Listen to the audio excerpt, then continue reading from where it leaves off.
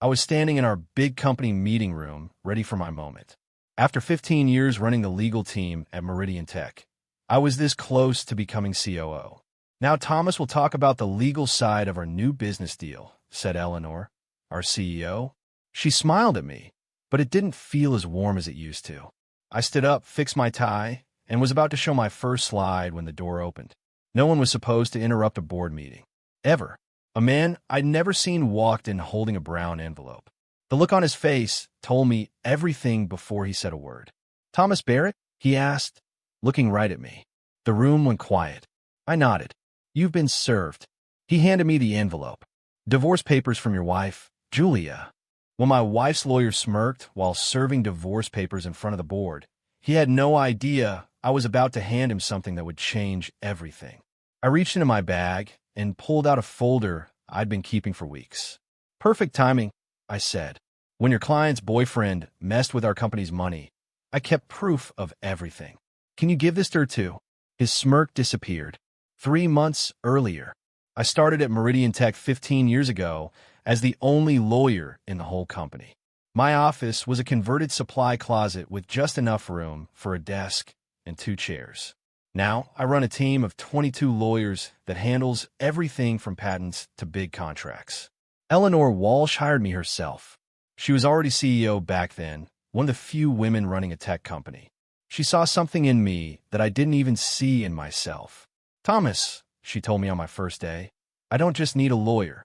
I need someone who can grow with this company and help shape its future." That's exactly what I did. I built the legal department from nothing. Every big deal Meridian made over the last decade had my fingerprints on it.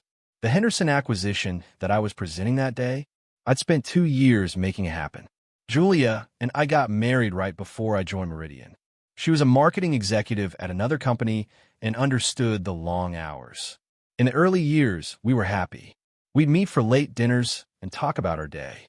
She'd help me think through tough legal problems, and I'd give her ideas for her campaigns. Things started changing about 3 years ago. I was working later. Julia was working later too. Our conversations got shorter. Our weekend plans got canceled more often.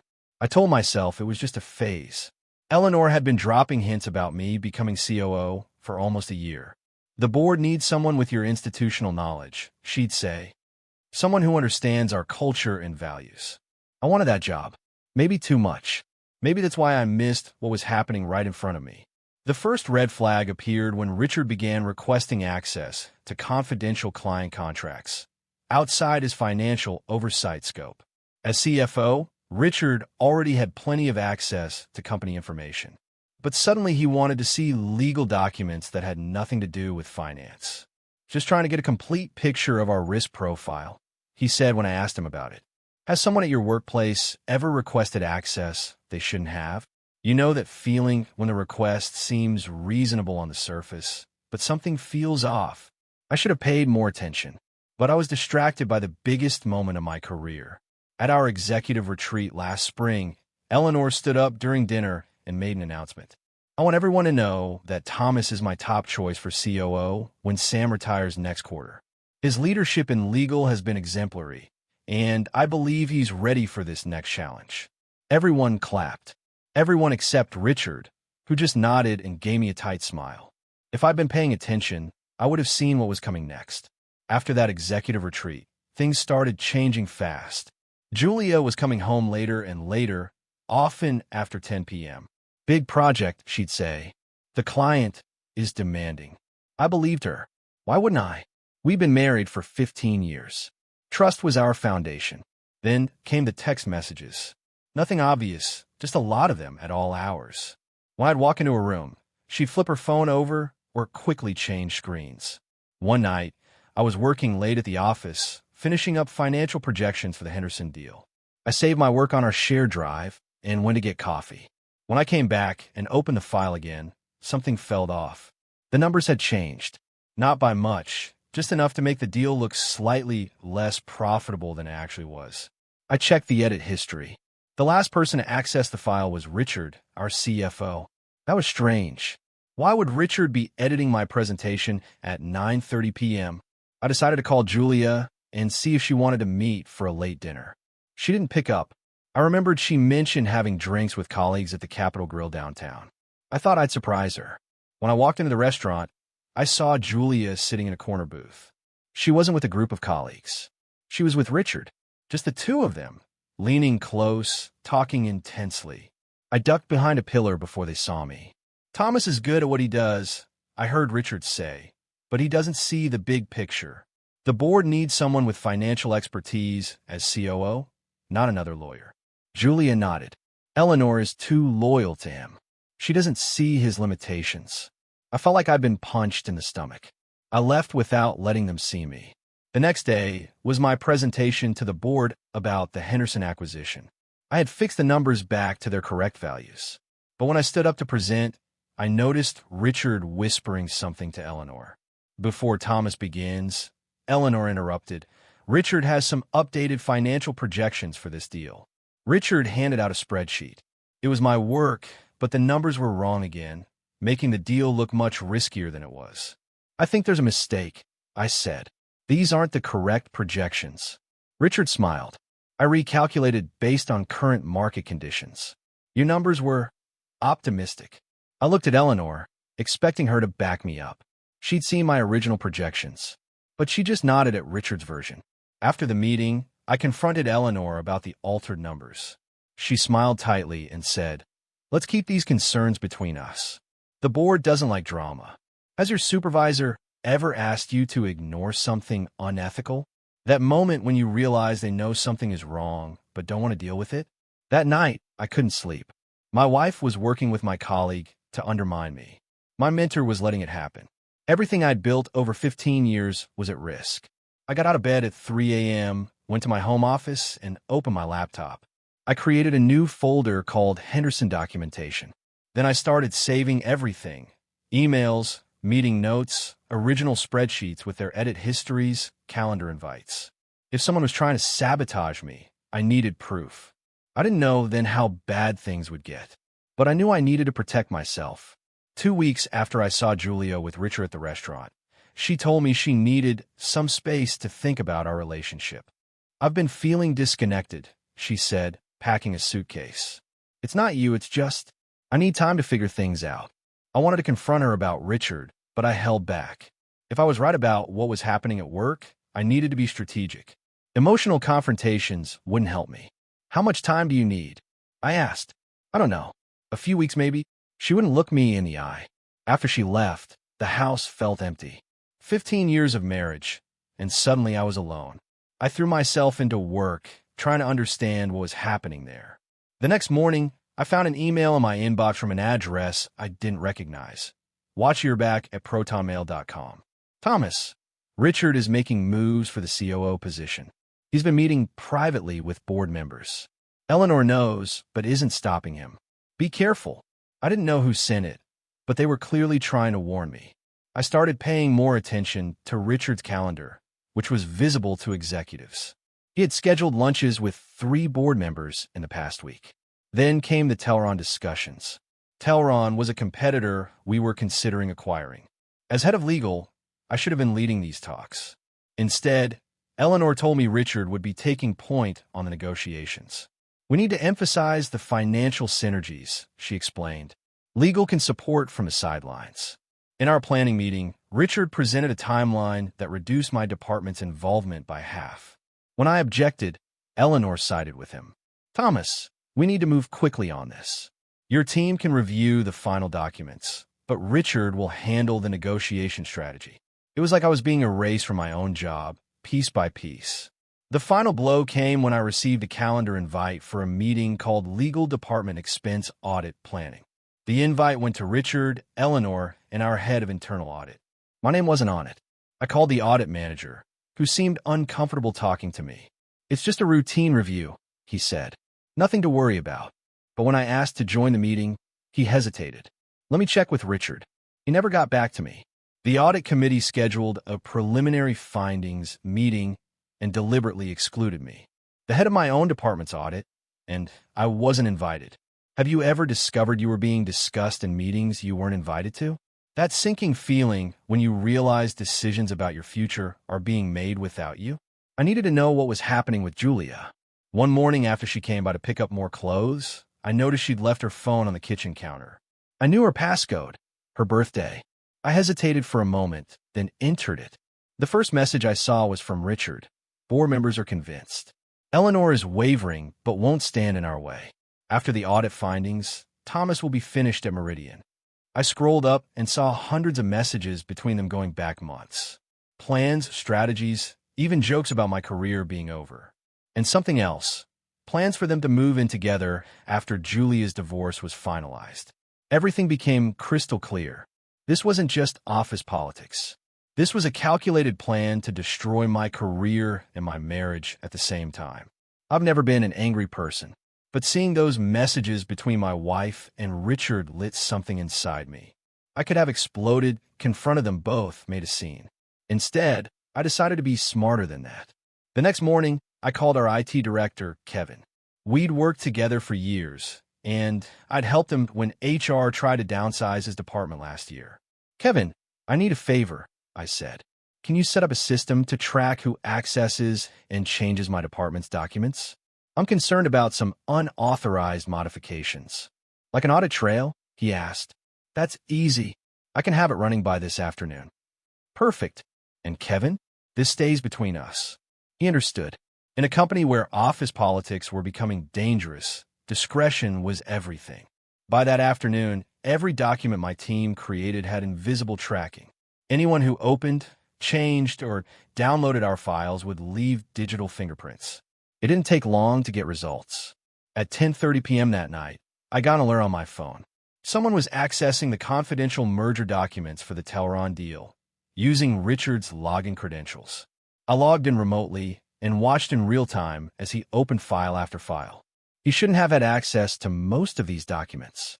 Someone had given him expanded permissions. The next day, I checked the board meeting minutes from the last 3 months. The official records showed me supporting initiatives that I had actually opposed. My comments about risks in certain deals were minimized or removed entirely. The minutes made it look like I was incompetent or not paying attention. I needed to confront Julia. I asked her to meet me for coffee at a place near her office. She looked nervous when she arrived. I know about you and Richard, I said calmly. She flinched, but quickly recovered. It just happened, Thomas. We didn't plan it. Really? Because the text messages I saw suggest otherwise. Her face went pale. You went through my phone? That's invasion of privacy. And plotting with my colleague to destroy my career, isn't? You and Richard have been planning this for months. It's not like that, she said. Richard just thinks he'd be better for the company. It's business, not personal. Seems pretty personal from where I'm sitting. She looked away. I'm sorry it happened this way. But Richard and we connect on a level that you and I haven't for years. I didn't argue. Instead, I went back to the office and dug deeper into our document system. I pulled the metadata on every presentation I'd given to the board in the last 6 months. The metadata didn't lie. Richard had been editing my presentation's minutes before board meetings. He'd change key numbers, delete important warnings, and alter conclusions. No wonder the board was losing confidence in me. Has someone ever altered your work before a big presentation?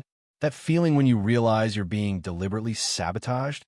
That night, I set up an encrypted cloud storage account not connected to Meridian systems. I began uploading everything I found, the altered documents with their edit histories, the board minutes, screenshots of unauthorized access logs. I was building a case, piece by piece. Richard and Julia thought they were being clever, but they'd forgotten one important thing. I was a lawyer. Evidence was my specialty. My phone rang early Monday morning. It was Diane from HR. Thomas, can you come to my office at 10 a.m.? We need to discuss some concerns that have been brought to our attention. HR meetings are never good news. I spent the next 2 hours reviewing my evidence and preparing myself mentally. Diane wasn't alone when I arrived. Richard was there too, sitting beside her with a folder in front of him. Thomas, please sit down, Diane said. We've received several complaints about your management style. Complaints? From whom? I asked. They were submitted anonymously through our ethics hotline, she said, not meeting my eyes. Richard spoke up. As head of the executive ethics committee, I felt I should be here. The complaints are serious. Diane read from a list. Intimidating team members, creating a hostile work environment, dismissing concerns from other departments. These are serious issues, Thomas. None of this was true. My team loved working for me. We had the highest satisfaction scores in the company. Can you tell me when these complaints were filed? I asked. Diane glanced at Richard. Within the last 2 weeks. Right after I confronted Julia. What a coincidence. I'd like to know which department these complaints came from, I said. They're anonymous, Richard reminded me. But protecting employees from retaliation is important. I nodded. Of course. I completely agree. Later that day, I asked Kevin from IT to check the IP addresses of the anonymous complaints. He owed me a favor. All 5 complaints came from the finance department, he told me. Richard's department. That afternoon, I saw Eleanor in the hallway. She usually stopped to chat, but this time she barely nodded before hurrying past. The mentor who had supported me for 15 years couldn't even look me in the eye. I needed more evidence. I searched our travel expense system and found something interesting. Richard had submitted expenses for a client meeting in San Diego 2 weekends ago. The receipt showed dinner for 2 at an expensive restaurant. On a hunch, I checked Julia's Instagram. She'd posted beach photos that same weekend, carefully avoiding showing who she was with. In one photo, I could see a reflection in her sunglasses, Richard taking the picture. They were using company money to fund their affair while plotting against me. The next day, Diane called me back to HR. This time Eleanor was there too, looking uncomfortable. Based on our investigation, we believe a performance improvement plan is necessary, Diane said, sliding a document across the table.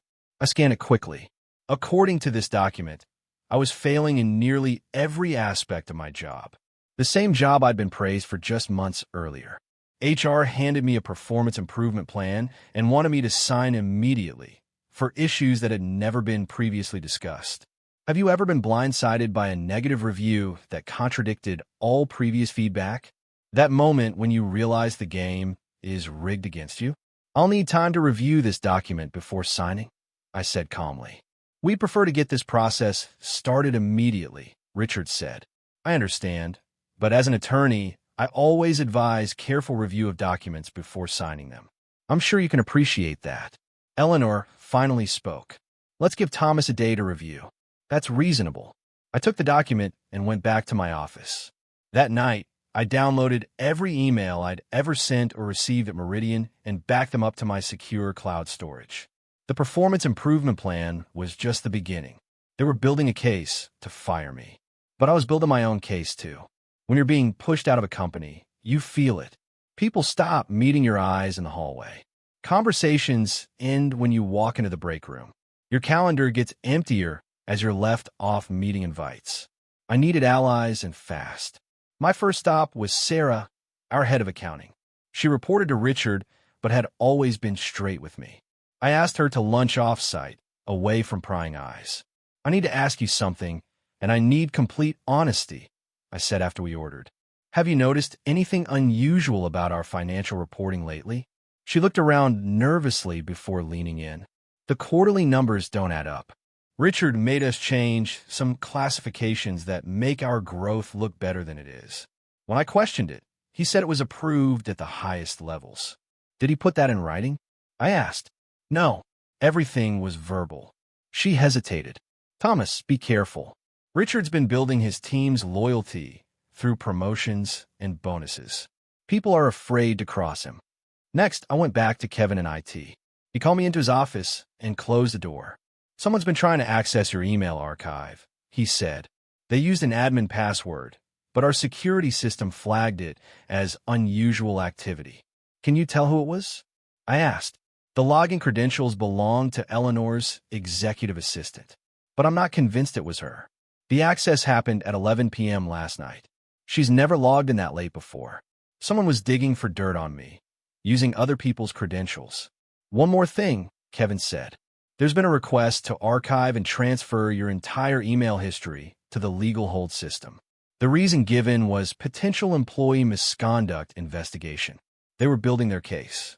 I needed to build mine faster. The next day, I ran into board member David Chun in the parking garage. David had always respected my work and had been on the board since before Eleanor became CEO. "Thomas," he said, looking around to make sure we were alone.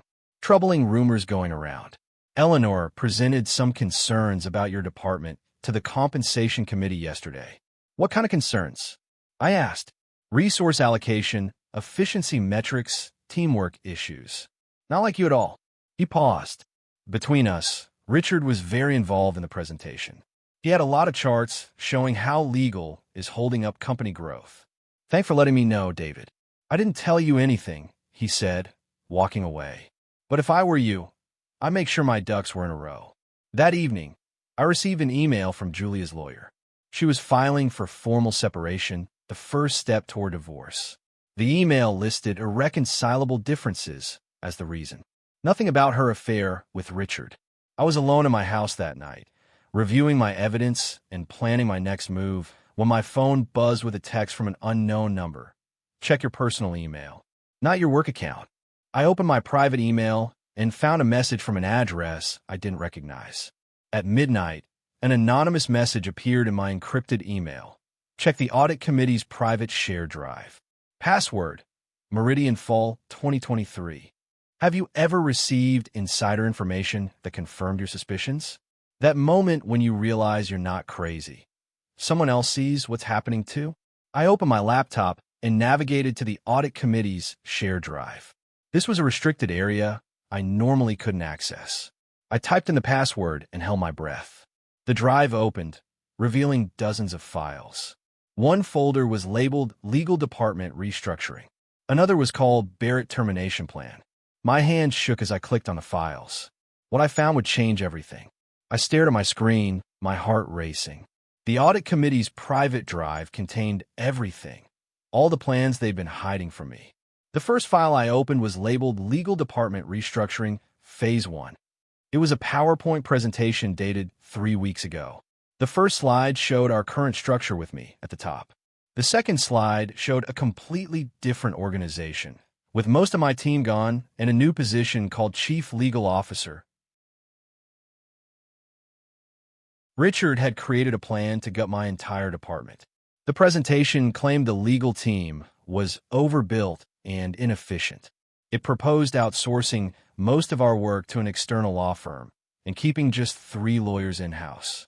15 years of building this team, and Richard wanted to destroy it in one move. The next file was worse. Cost savings analysis, legal department. It showed my salary, my team's salaries, and our department budget. Richard had calculated that outsourcing legal work would save the company $3.2 million annually. My position alone accounted for $450,000 of that savings. I kept digging. There was a folder called Performance Documentation filled with complaints about me, some from people who didn't even work at Meridian anymore. Richard had been collecting negative comments about me for over a year.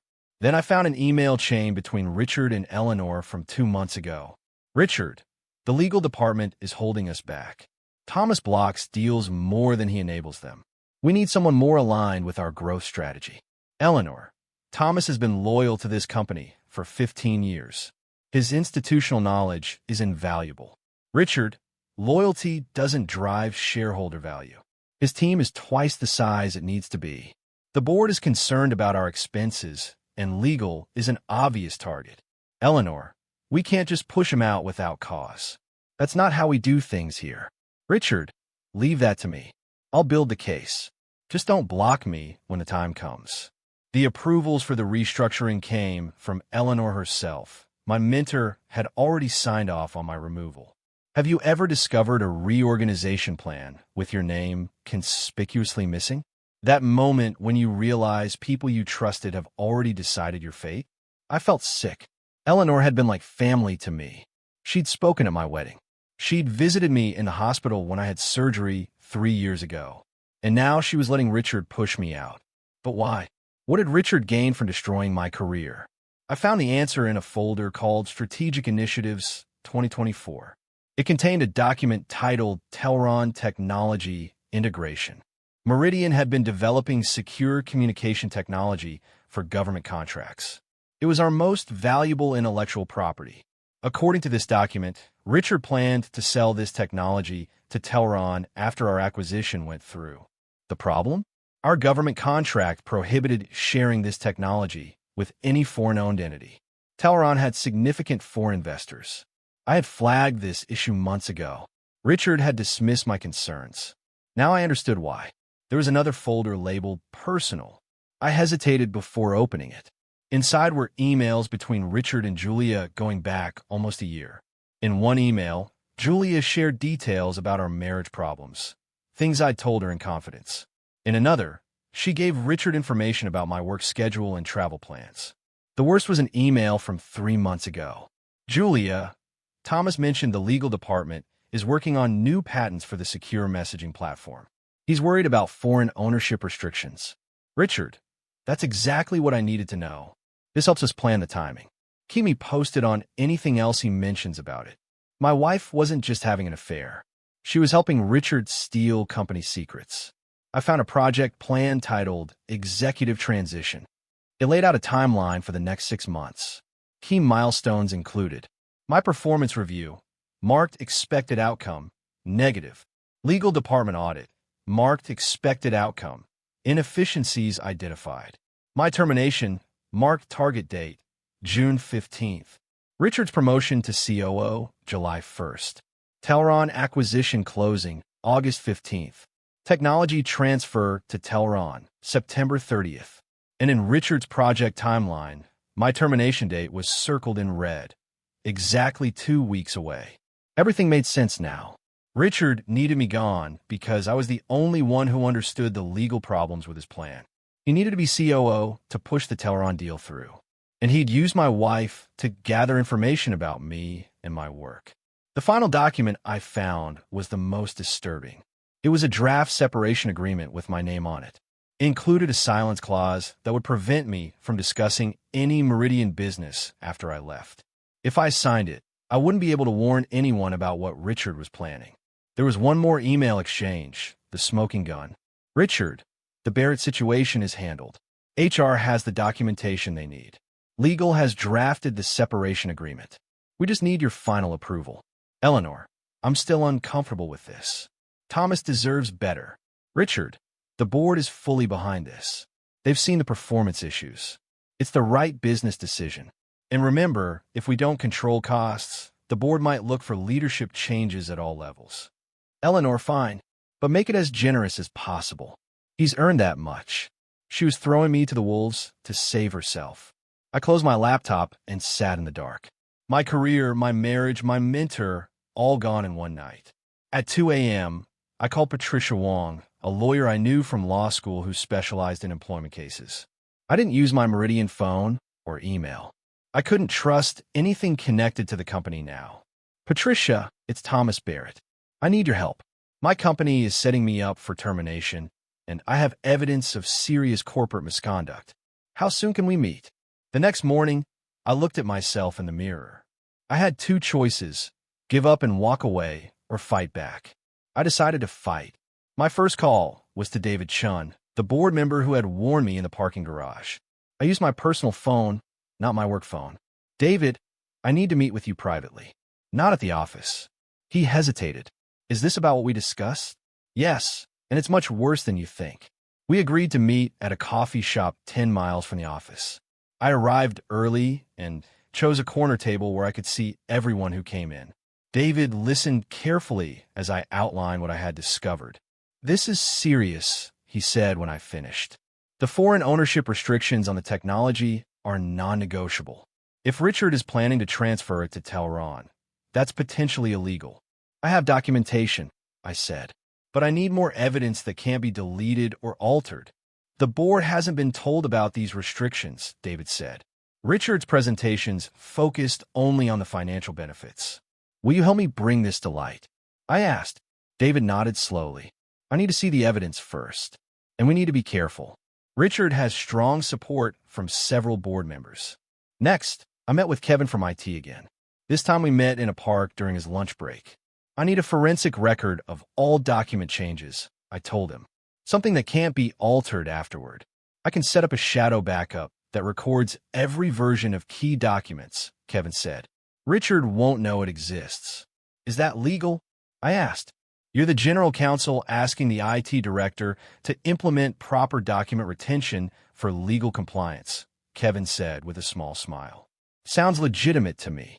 My third meeting was with Maria Santos, who had been Meridian's counsel before me and now ran her own practice. She had hired me originally and remained a mentor. Whistleblower protections would apply here, she said after I explained the situation. But you need to be careful about how you bring this information forward. If you use confidential company information inappropriately, they could sue you. What's the right approach? I asked.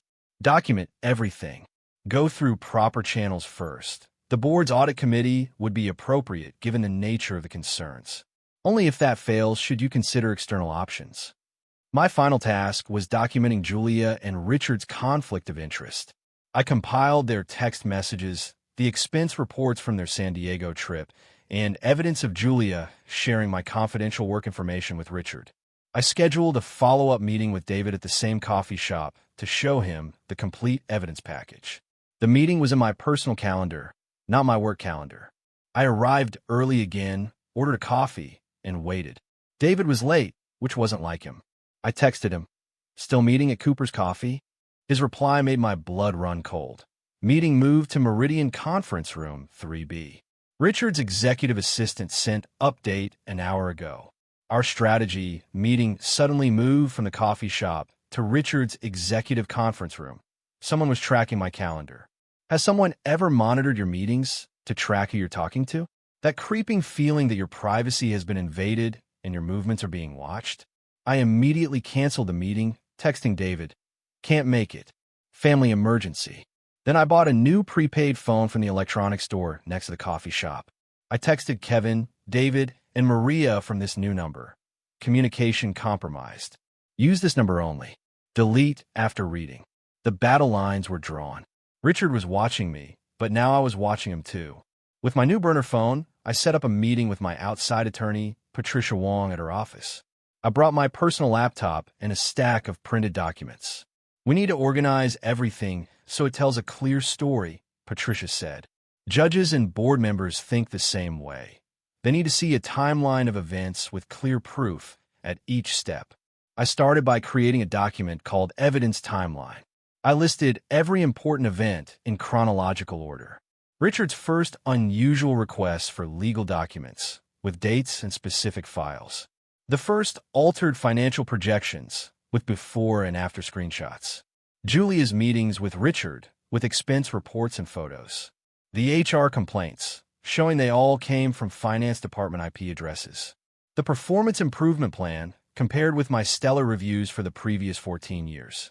For each item, I attached screenshots, emails, and document metadata showing who made changes and when.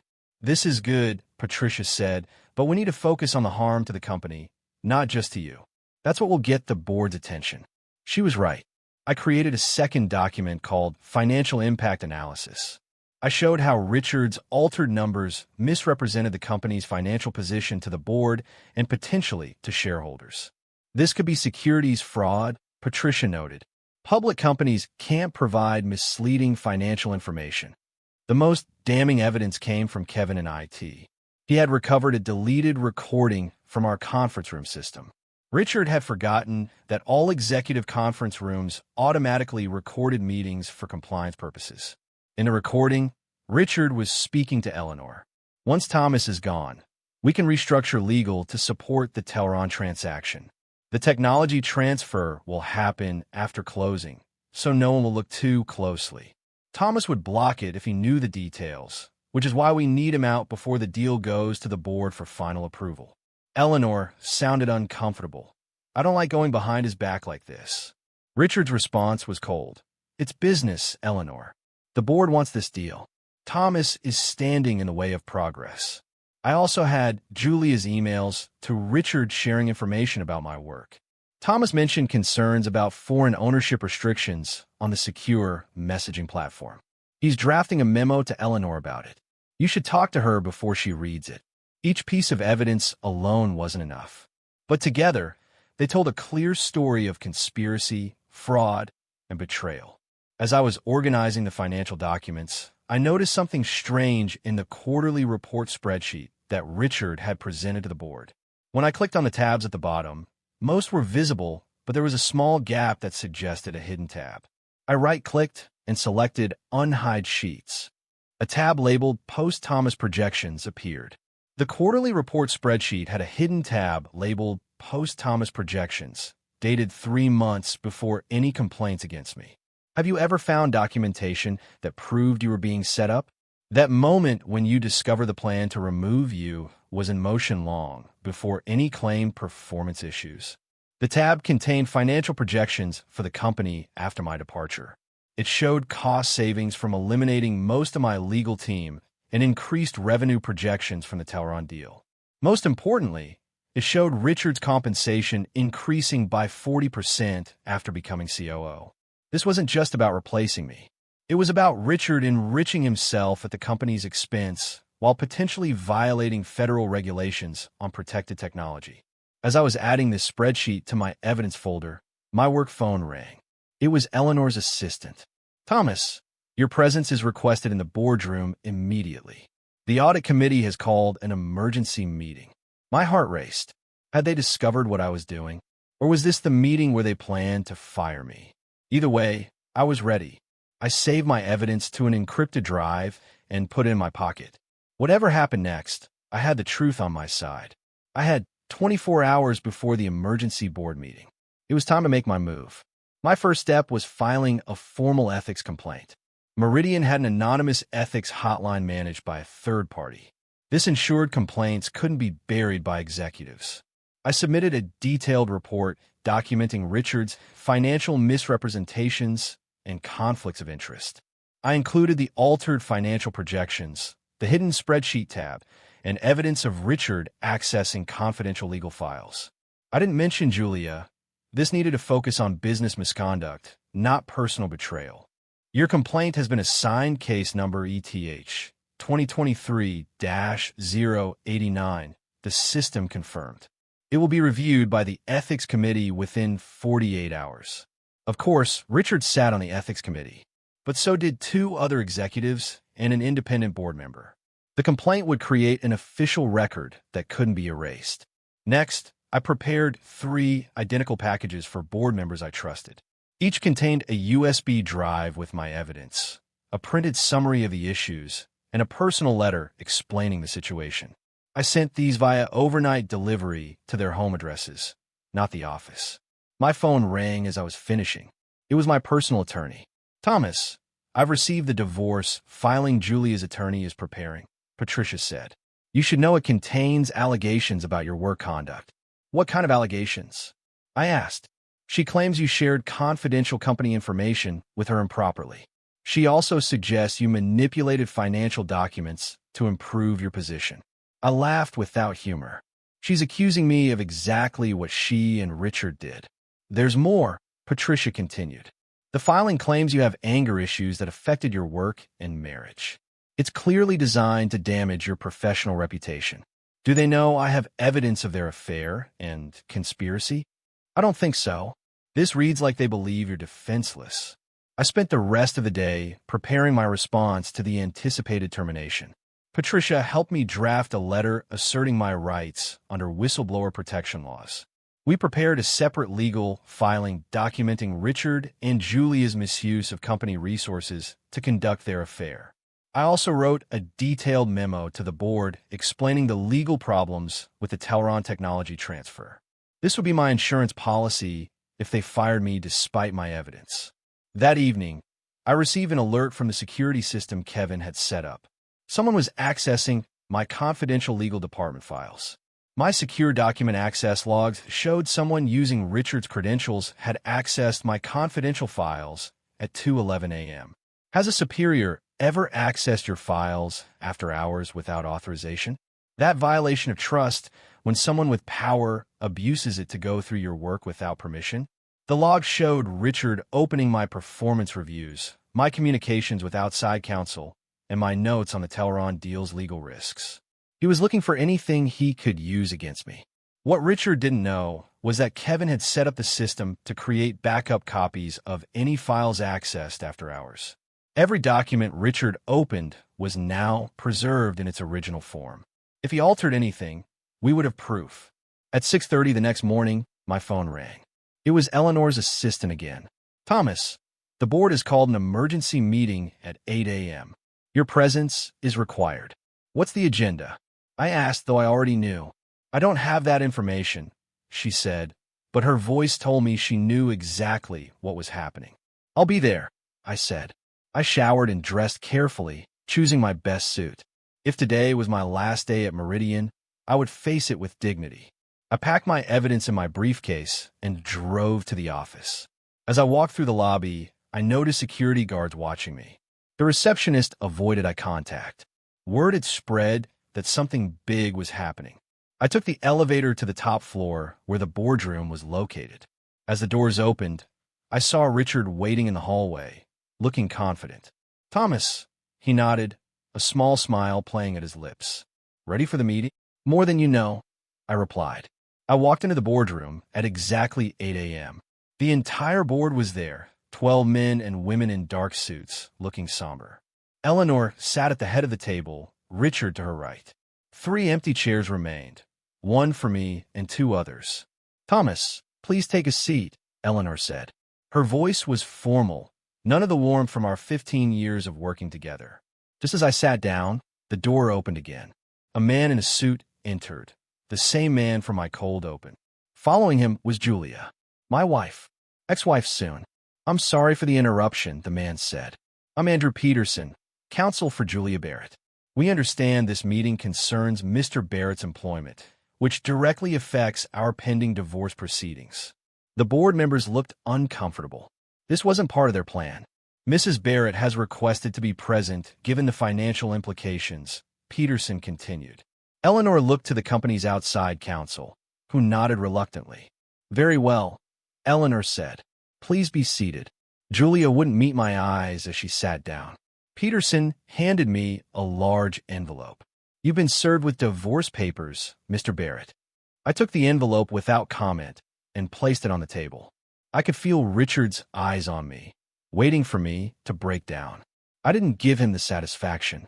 Eleanor cleared her throat. The purpose of this meeting is to address serious concerns about Thomas Barrett's performance as general counsel and his management of the legal department. Richard took over, pulling up a presentation on the screen. Over the past 6 months, we've documented numerous issues with Thomas's work. His department is significantly over budget. He has created a hostile work environment, leading to several complaints. Most concerning, he has consistently blocked strategic initiatives without valid legal reasons. Richard clicked through slides showing complaints, budget overruns, and examples of deals I had supposedly blocked. Every example was either fabricated or twisted. Based on these issues, we are recommending that Thomas be removed as general counsel, effective immediately, Richard concluded, looking pleased with himself. Eleanor nodded. Thomas, would you like to respond? Yes, I would, I said calmly. But before I address these accusations, I'd like to ask Mr. Peterson a question. I turned to Julia's lawyer. The divorce filing alleges I shared confidential company information improperly with my wife. Is that correct? Peterson looked surprised that I'd read the papers so quickly. Yes, that's one of the allegations. Interesting, I said. I opened my briefcase and pulled out a folder. I have here emails from Julia to Richard Klein sharing confidential information I discussed with her in confidence. I passed copies to each board member. You'll note the dates of these emails correspond with strategic changes that undermine my department. The board members began reading. Julia's face went pale. What is this? Eleanor asked. Evidence of a conspiracy, I said simply. Richard and Julia have been working together for months to undermine me professionally while conducting an affair. That's ridiculous, Richard sputtered. This is a personal attack to distract from his performance issues. I pulled out another folder. These are the original financial projections for the Telron deal, followed by the altered versions Richard presented to the board. The metadata shows who made the changes and when. I distributed these documents as well. This is just the beginning, I continued. I have evidence that Richard has been systematically altering my presentations to make me look incompetent. I have recordings of him discussing his plan to replace me so he could push through the Telron technology transfer, a transfer that would violate federal regulations on foreign ownership.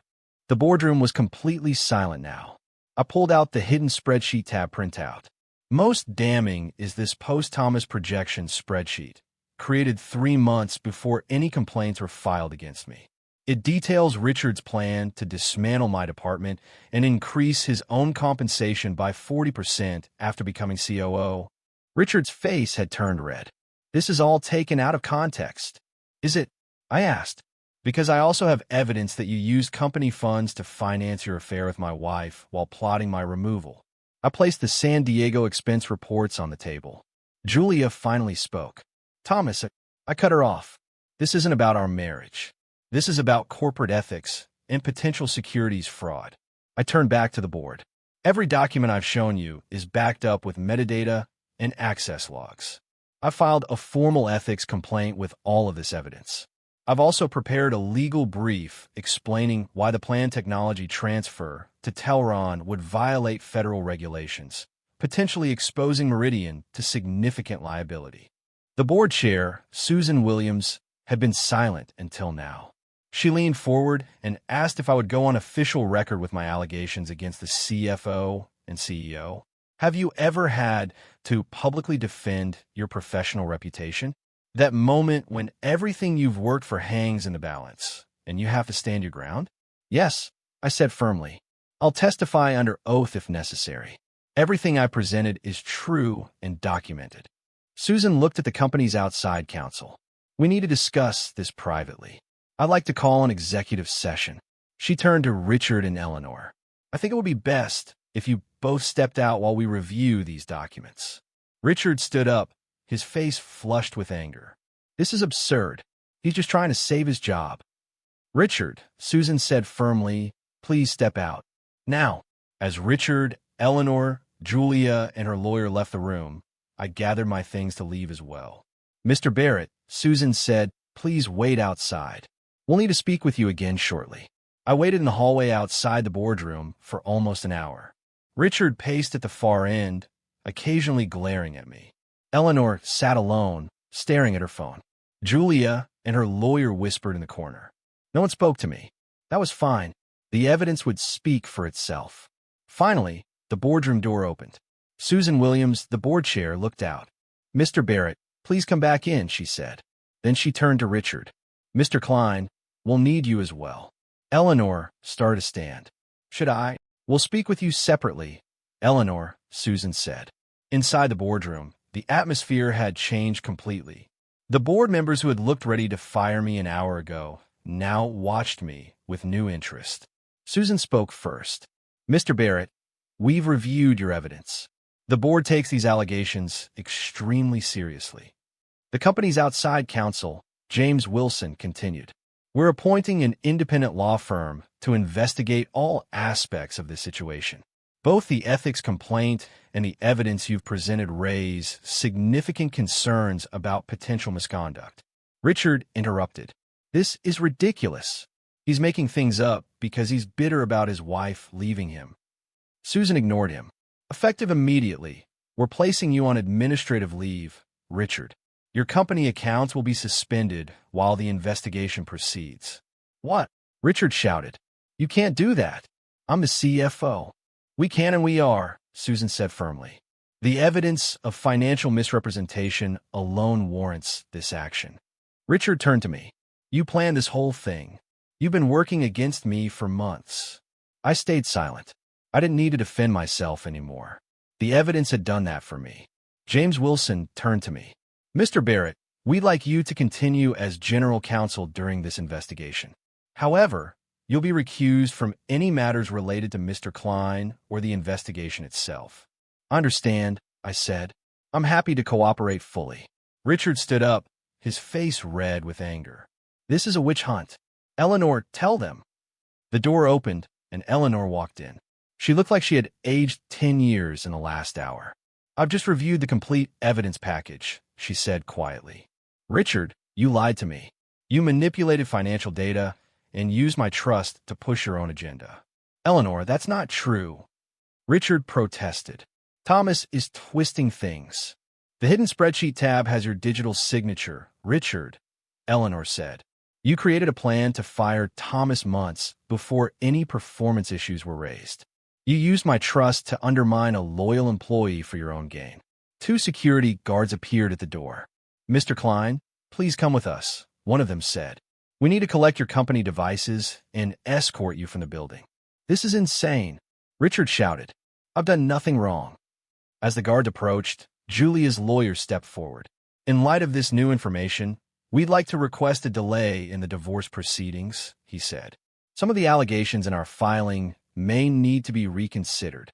Julia finally looked at me, her face a mix of shame and fear. She knew her role in all this had been exposed. Mr. Peterson, I said to her lawyer, I've prepared a separate file documenting your client's involvement in sharing confidential company information with Mr. Klein. You might want to review that before proceeding with any allegations about my professional conduct. Peterson nodded stiffly. I'll need to consult with my client. Richard refused to go quietly. As the security guards took his badge and phone, he got louder. This is a setup. Barrett fabricated everything. You're making a huge mistake. Security escorted Richard from the building while he shouted that I'd fabricated everything. Have you witnessed someone powerful finally facing consequences for their actions? That moment when someone who thought they were untouchable suddenly learns they're not? After Richard was gone, Susan turned to me. Thomas, we owe you an apology. The board acted on information that we now believe was misleading. I understand, I said. You made decisions based on what you were told. Eleanor looked devastated. I should have trusted you. After 15 years, I should have known better. Before I could respond, James Wilson's phone buzzed. He looked at it and frowned. The news about Richard's suspension is already spreading through the company, he said. We need to address this immediately. Susan nodded. Eleanor, we need to call an emergency all-hands meeting. The company needs to hear directly from leadership about what's happening. As we left the boardroom, employees in the hallway stared at us. Word was spreading fast. The company I had helped build for 15 years was in crisis. But for the first time in months, I felt like I could breathe again. The truth was finally coming out. The emergency all-hands meeting was held in our largest conference room, with video links to our offices around the country. Hundreds of employees watched as Susan Williams, our board chair, stepped up to the microphone. Today, the board took action to address serious concerns about financial reporting and management conduct, she began. Richard Klein has been placed on administrative leave pending a full investigation.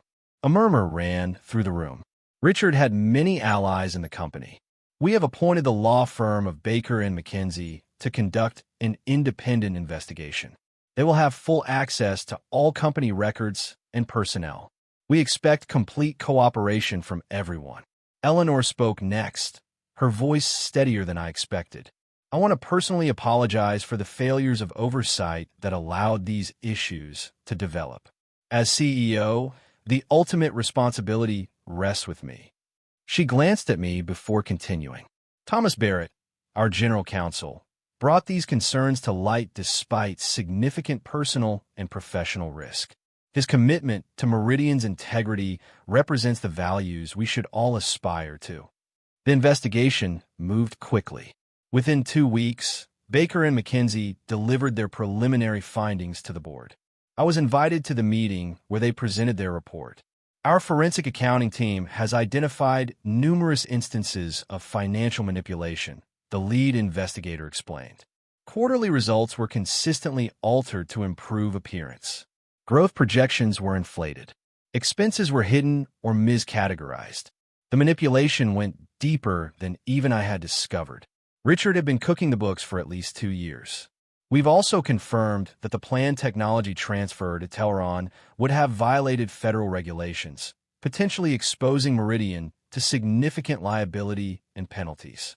The board was silent as they absorbed this information. Based on these findings, Susan said, the board has terminated Richard Klein's employment effective immediately. We've also notified the SEC of the financial reporting issues. The next day, I received a call from Julia's lawyer. Mr. Barrett, we're withdrawing all allegations regarding your professional conduct from the divorce filing, Peterson said stiffly. My client wishes to proceed with an uncontested divorce on the grounds of irreconcilable differences. That's acceptable, I said. I had no desire to drag out the divorce or publicly humiliate Julia, despite what she had done. I just wanted to move forward. A week after Richard's termination, Eleanor called me into her office. She looked tired, but more like herself than she had in months. Thomas, the board has asked me to lead a comprehensive reform of our governance and oversight processes, she said. We need to make sure nothing like this ever happens again. That's good to hear, I said. They want you to lead the transition team, she continued. Your legal background and your experience with this situation make you uniquely qualified. I considered this for a moment. What about the COO position? Eleanor smiled sadly. It's still yours if you want it. The board unanimously supports your promotion. I'll need to think about that, I said. The COO role had been my goal for years. But after everything that had happened, I wasn't sure if it was still what I wanted. The most surprising change came from the board itself. They voted to create a new ethics and compliance committee with real power to investigate any concerns, regardless of who raised them or who they involved. We need structural changes, Susan told me, not just replacing one person with another. I worked with a new committee to develop clear whistleblower protections and confidential reporting channels. We created a system where no single executive, not even the CEO, could dismiss serious allegations without proper investigation. 3 weeks after Richard's departure, Eleanor sent a company-wide email that surprised everyone with its candor. Eleanor's company-wide apology email acknowledged the serious ethical breaches and promised a return to Meridian's founding values. Have you seen an organization publicly admit wrongdoing and actually change? Not just talk about changes, but actually implement new systems and hold people accountable? We failed to live up to our own standards, Eleanor wrote. We allowed power to concentrate in ways that made abuse possible. We valued financial results over ethical conduct. That changes today. She announced a series of town halls where employees could ask questions and raise concerns directly to leadership. She committed to regular ethics training for all executives and board members. Most importantly, she announced that Meridian was withdrawing from the Telron acquisition. Some deals aren't worth the cost to our integrity, she wrote. As I sat in my office reading her email, I felt a weight lifting that I hadn't even realized I was carrying. The company I had helped build for 15 years was finding its way back to its values. 3 months later, I stood in that same office looking out at the city below. So much had changed, and yet so much remained the same. Meridian was still Meridian, but perhaps a better version of itself. And I was still me, but perhaps a better version of myself too. 3 months after that day in the boardroom, I sat in my new office on the executive floor. The COO nameplate on my door still felt strange. I had almost turned down the position. I'm not sure I want it anymore, I had told Eleanor during our long talk after everything settled down. The cost seemed too high. That's exactly why you should take it, she had replied. Because you know the cost of power and how easily it can be abused. In the end, I accepted, not for the title or the money, but because I could make changes from this position that I couldn't make as general counsel. The new ethics and compliance protocols were my first priority. We established a reporting system that went directly to an independent board committee. No executive, not me, not Eleanor, not anyone, could block an investigation or access whistleblower identities. We also changed how we handled meetings. Every board presentation now required documentation of its sources. Changes to financial projections needed clear explanations. It was no longer possible for someone to quietly alter numbers before a meeting. My divorce from Julia was finalized last week. She moved to another state to start over. I didn't fight her on the settlement.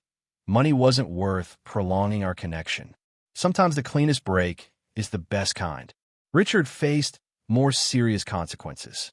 The SEC investigation into his financial manipulations was ongoing. 2 board members who had actively supported his schemes resigned. Meridian was healing, becoming stronger and more transparent. Eleanor and I rebuilt our professional relationship, though it would never be the same. Trust, once broken, doesn't simply repair itself. We could work together effectively, but the mentor-protege bond was gone. That was okay. I had outgrown it anyway. What would I tell someone facing a workplace conspiracy or betrayal? The lessons I learned were hard but valuable. First, trust patterns, not promises. When someone's actions consistently contradict their words, believe the actions. Richard talked about team spirit while undermining me at every turn. I should have recognized the pattern sooner. Second, build alliances before you need them. Kevin in IT, David on the board, my outside attorney Patricia, these relationships saved my career. Cultivate authentic connections with good people throughout your organization. Third, maintain your professionalism, especially when others don't. My calm presentation of evidence was more powerful than Richard's angry denials. Emotional outbursts undermine credibility, while composed, fact-based arguments build it. Fourth, know your value beyond your job title. For too long, I defined myself by my position at Meridian. That made me vulnerable. Your skills, integrity, and reputation are portable. Your title isn't your identity. Fifth, and most important, document everything. Save emails. Record meeting notes. Keep copies of presentations before and after changes. Screenshot text messages. Maintain a timeline of events. People often ask if I'm bitter about what happened. Honestly, I'm not. The experience was painful but clarifying. It showed me who I could trust and who I couldn't. It revealed strengths I didn't know I had.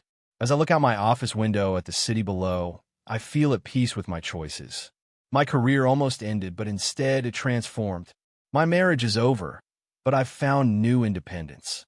The company I helped build for 15 years is stronger and more ethical. Document everything, trust patterns over promises.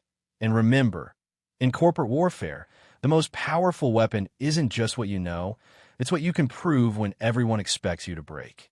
If you've ever faced workplace betrayal or office politics, share your experience in the comments below. Subscribe for more corporate justice stories and career protection strategies. Remember, your next professional challenge might be prevented by the lessons in these videos. Hit the notification bell so you never miss the documentation tactics that could save your career.